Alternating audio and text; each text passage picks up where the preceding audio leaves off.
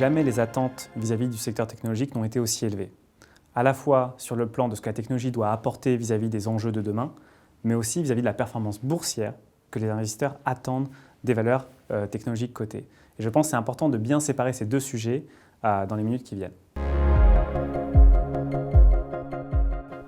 Alors, vous l'avez vu, le Covid a été un accélérateur de changement, que ce soit dans l'éducation à distance, le télétravail, la médecine également à distance, et de nombreuses industries se sont modernisées à marche forcée grâce ou à cause du Covid. Ces mutations vont continuer et on a besoin de la technologie pour répondre à de nombreux enjeux de société. On a également besoin de maîtriser la technologie pour qu'elle réalise l'ensemble de ses promesses. Et là, on voit la nécessité d'encadrer l'intelligence artificielle, la puissance de certaines plateformes informatiques. Donc de nombreux défis nous attendent, mais nous sommes confiants que la technologie, en se diffusant dans l'ensemble des secteurs de l'économie, va nous apporter des apports, de la valeur ajoutée pour l'ensemble des parties prenantes. Sur le plan des marchés financiers, c'est un petit peu plus compliqué, dans la mesure où, à la faveur du Covid et de l'appétit insatiable des investisseurs pour les valeurs technologiques, certaines sociétés en ont profité pour se coter sur des valorisations extrêmement élevées. On a vu une arrivée d'introduction en bourse majeure sur le marché américain, mais aussi asiatique. Et dans ce contexte-là, il ne faut pas que les attentes soient irréalistes.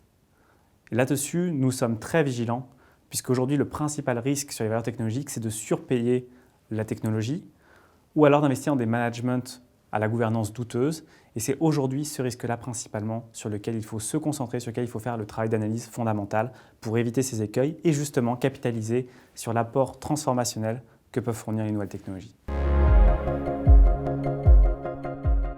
Alors je vais vous parler de 4 secteurs thématiques, 2 qui nous concernent dès aujourd'hui et 2 qui commencent à esquisser leur présence sur les marchés financiers et qui sont amenés à énormément se développer. Les 2 premiers, c'est ceux qui vont assurer la solidité de notre monde, de nos institutions. C'est la cybersécurité d'une part, qui est un enjeu majeur, croissant, qu'il n'est nul besoin d'expliquer aux personnes qui nous regardent. L'autre, c'est l'assurance. Concrètement, l'assurance est un segment qui va bénéficier à fond de l'exploitation des données du big data et qui, avec un encadrement réglementé, va permettre également de traiter beaucoup de problèmes et de nous assurer aussi contre les dangers de demain. Donc on voit 2 secteurs qui sont fondamentaux, qui vont bénéficier de la technologie ou qui sont, on va dire, au cœur de la résistance de nos économies, sur lesquels on peut déjà investir aujourd'hui de manière active. Les 2 segments qui vont émerger, c'est tout ce que sont les technologies de l'éducation et l'application des technologies, notamment du big data, au secteur de la santé.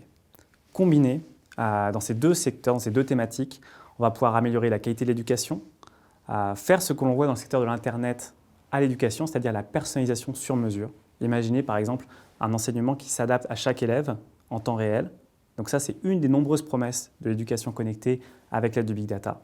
Et dans le secteur de la santé, on voit aujourd'hui que nos sociétés, on va dire, on a l'angoisse d'avoir des systèmes de santé qui sont lourdement endettés et inefficients. Je pense que la technologie peut apporter de nombreuses solutions pour améliorer à la fois l'efficience, mais aussi à répondre à des questions de coût des systèmes de santé. Et donc, ces 2 piliers qui sont aujourd'hui plutôt d'avenir, où la maturité technologique n'est pas encore complètement là, sont des axes que nous regardons et sur lesquels nous travaillons de manière intensive.